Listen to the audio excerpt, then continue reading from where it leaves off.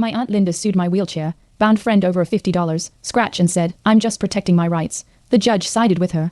I used to sit for that woman like family. That was 2 weeks ago. Yesterday, she filed another claim, this time against me. And I'm ready to fight back. Linda didn't stop there. Next came a single mom who parked 2 inches over a line. I watched her file the claim with icy precision. It shredded me. She wasn't just litigious, she was cruel. I'd once cleaned her fridge during chemo. That trust, gone. Her weapon, precision, her tape measure.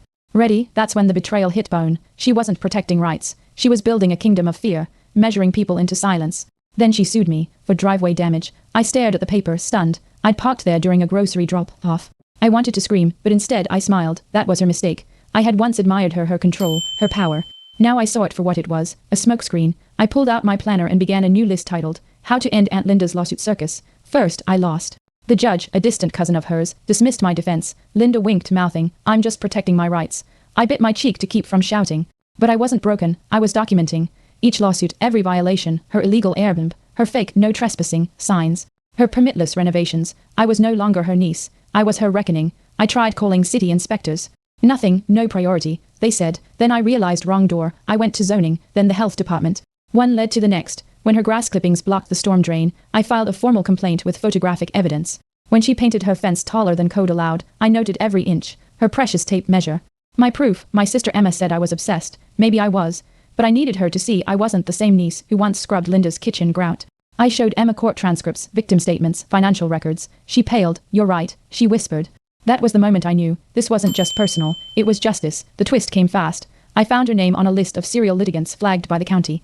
She was already under scrutiny. My documentation sealed it. I filed 4 lawsuits: zoning, harassment, business violation, and fraudulent claim.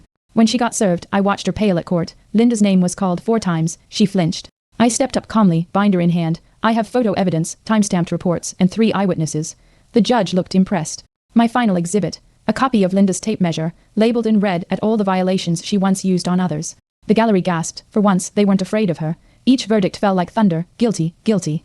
Guilty, guilty. Fines totaling over $5,000. Her reputation, torn apart. The judge even issued a warning against future frivolous lawsuits. Linda sat frozen. I didn't gloat. I didn't smile. I just exhaled 6 years of pain out in one long breath. Emma hugged me outside. I never thought anyone could stop her. I smiled, finally at peace. The community started greeting me again. One neighbor even brought cookies. And Linda, she's the one behind curtains now, watching her empire of fear crumble. Me, I measure life by something new. How good it feels to finally win.